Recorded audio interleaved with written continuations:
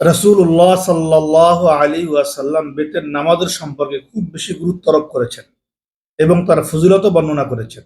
এমনকি রাসূলুল্লাহ সাল্লাল্লাহু আলাইহি ওয়াসাল্লাম অভ্যাস ছিল প্রতিদিন তাহাজ্জুদ নামাজের পর বেতের নামাজ আদায় করতেন। হাদিস শরীফে রাসূলুল্লাহ সাল্লাল্লাহু আলাইহি ওয়াসাল্লাম ইরশাদ করেন, আল্লাহ তাআলা তোমাদের উপর একটা নামাজকে বৃদ্ধি করেছেন যা লাল বর্ণের মূল্যবান উট অপেক্ষা উত্তম।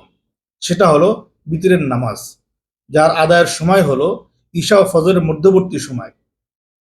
আর বেতের নামাজের পদ্ধতি হলো এক সালামে 3 রাকাত নামাজ আদায় করা। এরা ওলামা হানাফদের মতে ওয়াজিব, যদিও রাকাত সংখ্যা নিয়ে কিছুটা মত ভিন্নতা রয়েছে, যা 1 রাকাত থেকে নিয়ে 17 রাকাত পর্যন্ত বর্ণনা পাওয়া যায়। একথা সুস্পষ্ট যে বেতের নামাজের রাকাত সংখ্যা নিয়ে নবীজি সাল্লাল্লাহু আলাইহি ওয়াসাল্লাম হতে বহু হাদিস পরস্পর বিরোধপূর্ণ অবস্থায় বর্ণিত আছে।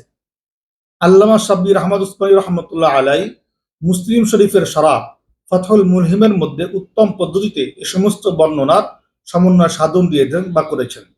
তিনি বলেন, রাসূলুল্লাহ সাল্লাল্লাহু আলাইহি সাল্লামের সাধারণ অভ্যাস ছিল বা আমল ছিল যে তিনি সংক্ষেপে 2 রাকাতের মাধ্যমে সালাতুল লাইলের ইফতিতাহ করতেন বা আরম্ভ করতেন, যা ছিল তাহাজ্জুদ নামাজের মাবাদি বা ভূমিকা।